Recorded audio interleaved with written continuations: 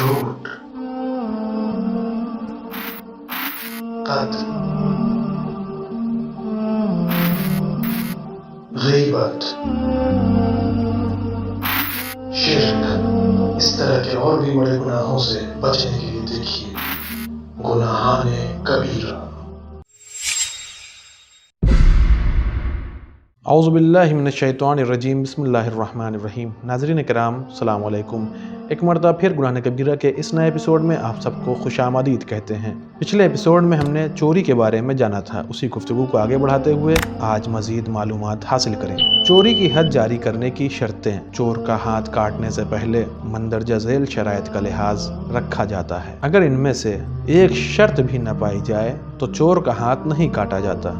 एक शर्त यह है कि चोर बालिग हो। बालिग होने की शरई अलामतें यह हैं कि अगर लड़का है तो चांद के हिसाब से 15 साल का हो चुका हो, और अगर लड़की हो तो चांद के हिसाब से 9 साल की हो चुकी हो। बालिग होने की एक और अलामत यह है कि ज़ेरे नाफ शर्मगाह के ऊपर उगने वाले बाल सख्त और चुभने वाले हो गए हों। बालिग होने की तीसरी अलामत यह है कि एहतलाम हो जाए या किसी तरह मनी निकल आए। इन तीनों में से कोई भी अलामत पाई जाए तो आदमी बालिग शुमार होता है। बस अगर चोरी करते वक्त चोर नाबालिग हो तो उसका हाथ नहीं काटा जाता, बल्कि काजी जहाँ तक मुनासिब हो बच्चे को ताज़ीर और डांट डपट करके छोड़ देता है ताकि वो आइंदा ऐसी हरकत न करे। अब्दुल्ला इब्न सनान हज़रत इमाम जाफ़र सादिक़ अलैहिस्सलाम से ये रवायत नकल करते हैं कि जब नाबालिग बच्चा चोरी करे तो पहली और दूसरी मरतबा की चोरी में उसे माफ़ कर देना चाहिए। तीसरी मरतबा भी अगर वो चोरी करे तो उसको चोरी से रोकने के लिए डांटना मारना चाहिए, और उसके बाद भी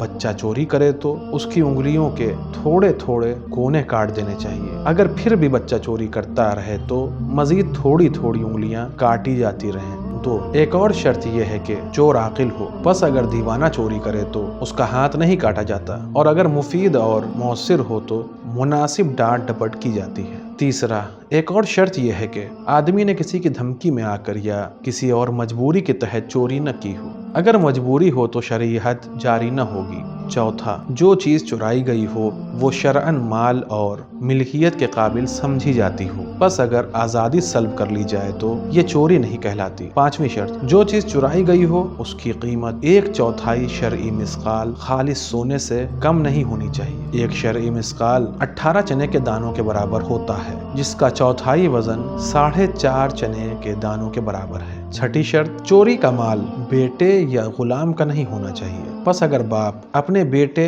या बेटी का माल चुरा ले तो उसको शरई सजा नहीं दी जाती, लेकिन उसके बरअक्स अगर बेटा या बेटी अपने बाप या अपनी माँ का माल चुरा ले तो उसका हाथ काट दिया जाता है। यही बात गुलाम के सिलसिले में भी है कि अगर आका अपने गुलाम का माल चुरा ले तो कोई सजा नहीं होती, अगरचे लिखा पढ़ी हो चुकी हो कि गुलाम इतना माल कमा कर दे दे तो वो आज़ाद हो जाएगा। अलबत्ता अगर गुलाम अपने आका का माल चुराए तो उस पर हद जारी हो जाती है या नहीं, इस सिलसिले में इख्तलाफ है। बाज़ मुज्तहिदीन ने फरमाया है कि अगर कारीगर या मुलाजिम अपने मालिक और दफ्तर के सरबराह का माल चुरा ले सो उस पर शरई हद जारी नहीं होती, लेकिन मशहूर फतवा ये है कि कारीगर, मुलाजिम और दूसरों में कोई फ़र्क नहीं है और शरई सज़ा मिलेगी। और अगर मेहमान मेज़बान का माल चुरा ले तो भी उलमा के फतवों में इख्तलाफ है। ज़्यादा सही कौल यही है कि मेहमान को सज़ा होगी। सातवीं शर्त, चोरी का माल कहत के ज़माने में खाने पीने की कोई चीज़ न हो। हज़रत इमाम जाफ़र सादिक़ अलैहिस्सलाम से मरवी है कि उन्होंने फरमाया,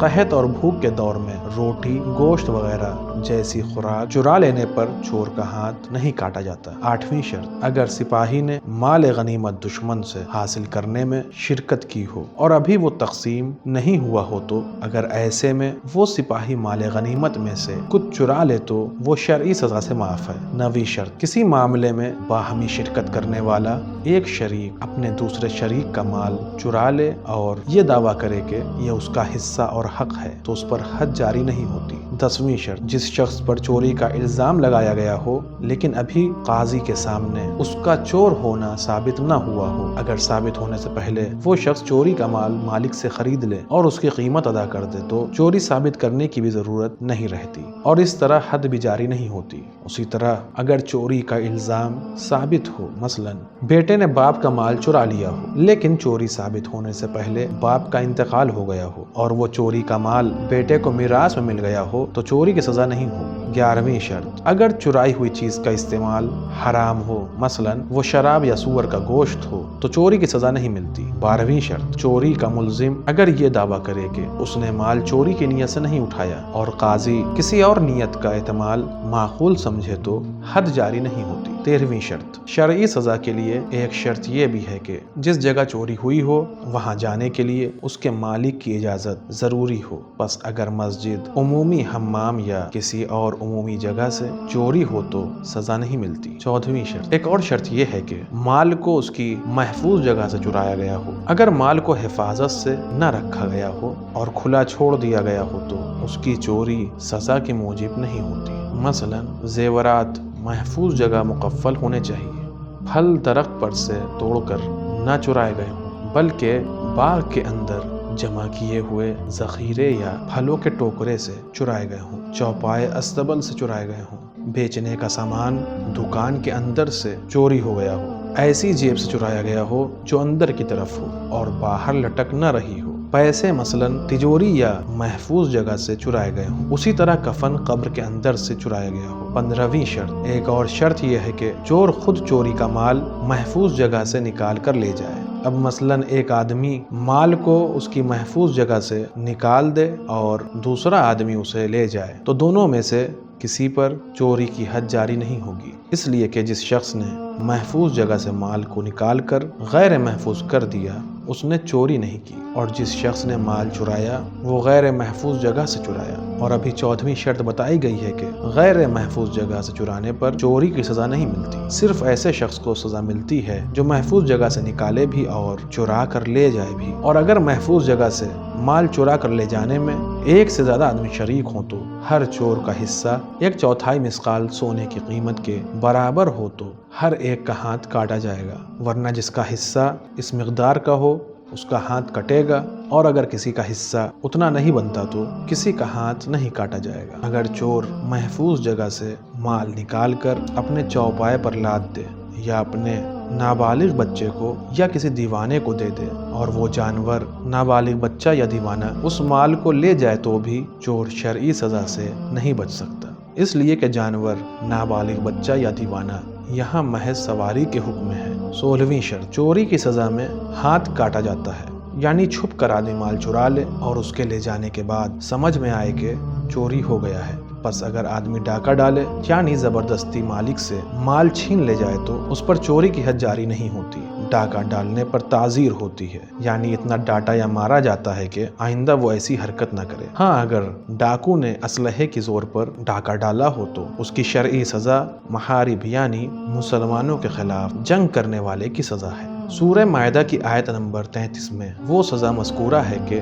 یا تو اس کو قتل کر دیا جاتا ہے یا سولی پر لٹکا دیا جاتا ہے، یا ایک طرف کا ہاتھ تو دوسری طرف کی ٹانگ کاٹ لی جاتی ہے، یا پھر جلا وطن کر دیا جاتا ہے۔ ان میں سے کسی ایک سزا کا قاضی کو اختیار ہے۔ 17ویں شرط، اگر چوری ثابت ہونے سے پہلے ہی چور شرعی قاضی کے پاس جا کر آئندہ چوری کرنے سے توبہ کر لے تو اس پر حد جاری نہیں ہوتی، لیکن چوری ثابت ہونے کے بعد توبہ کرنے سے حد ساقط نہیں ہوتی۔ 18ویں شرط، چوری ثابت ہونے کی ایک اہم شرط یہ ہے کہ چور کو چراتے ہوئے 2 عادل شخص اپنی آنکھوں سے دیکھیں۔ یہ بھی ہو سکتا ہے کہ ایک عادل آدمی چوروں کی چشمدید گواہی دے دے اور چوری ہو جانے والے مال کا مالک بھی قاضی کے سامنے قسم کھائے کہ فلاں نے وہ مال چرایا ہے۔ اگر چور خود 2 مرتبہ اپنی چوری کا اعتراف قاضی کے سامنے کر لے تو بھی وہ شرعی سزا کا مستحق ہو جاتا ہے۔ اگر چور 1 مرتبہ اقرار کرے لیکن دوسری مرتبہ اقرار کرنے کو تیار نہ ہو تو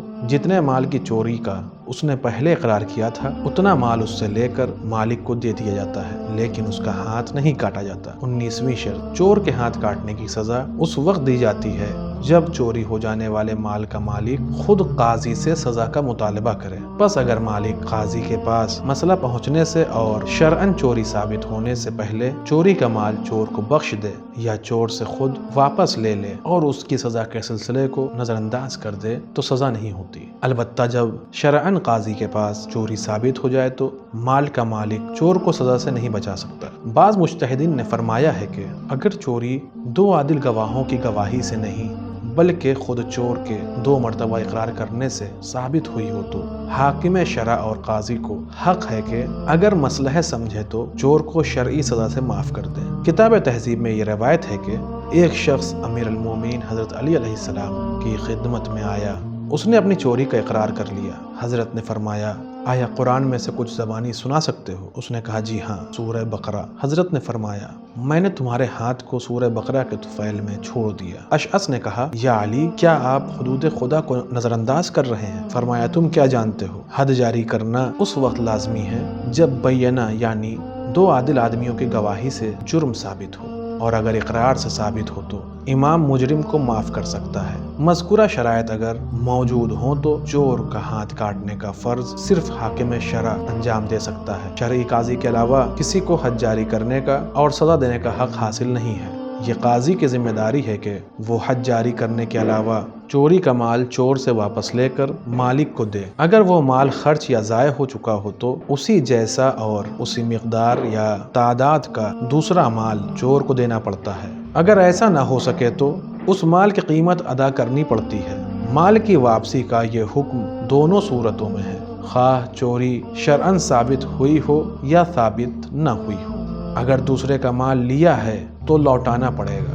بعض ایسی صورتیں ہیں کہ چوری ثابت تو نہیں ہوتی مگر حاکم شرع دوسرے کا مال اٹھانے والے کو تعزیر کرتا ہے اور اس حد تک ڈانٹتا مارتا ہے کہ وہ آئندہ ایسی حرکت نہ کرے، تو تعزیر کی مقدار اور کیفیت خود قاضی کی مرضی اور رائے کے مطابق ہوتی ہے۔ مثلا مال اگر غیر محفوظ جگہ سے چرایا گیا ہو یا جعلساز نے جعلی چیک یا جعلی دستخط کی مدد سے دوسرے کا مال ہتھیا لیا ہو تو ایسی صورتوں میں مال اصل مالک کو لوٹانا واجب ہوتا ہے اور تعزیر بھی ہوتی ہے۔ اسی طرح کفن چوری کرنے کی نیت سے اگر آدمی ایسی قبر کھودے جس میں مردہ موجود ہو لیکن اس نے کفن چرایا نہ ہو تو اس میں بھی تعزیر کی جاتی ہے، اور اگر وہ کفن بھی چرا لے تو اگر کفن کی قیمت 1/4 مثقال سونے کے برابر ہو تو اس کا ہاتھ بھی کاٹا جاتا ہے۔ مال اور آبرو کی حفاظت، اگر چور نظر آ جائے تو وہ محارب یعنی ڈاکو کے حکم میں آتا ہے۔ آدمی اپنے مال کی حفاظت میں اس کا مقابلہ کر سکتا ہے۔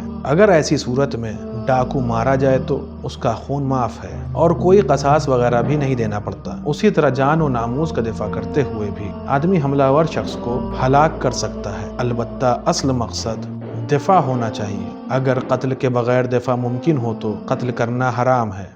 جس حد کی جد و جہد میں دفاع ہو جاتا ہو اسی حد پر اکتفا کرنا چاہیے۔ چوری سے متعلق احکام بہت ہیں اور مذکورہ شرائط میں مجتہدین کی رائے بھی کہیں کہیں مختلف ہے۔ اس کتاب کی گنجائش کا لحاظ کرتے ہوئے ہم اسی مقدار پر اکتفا کر رہے ہیں۔ آج کے اس ایپیسوڈ میں بس اتنا ہی۔ انشاءاللہ اگلے ایپیسوڈ میں پھر ملاقات ہوگی، تب تک کے لیے شکریہ۔ خدا حافظ۔ سدرة منتهى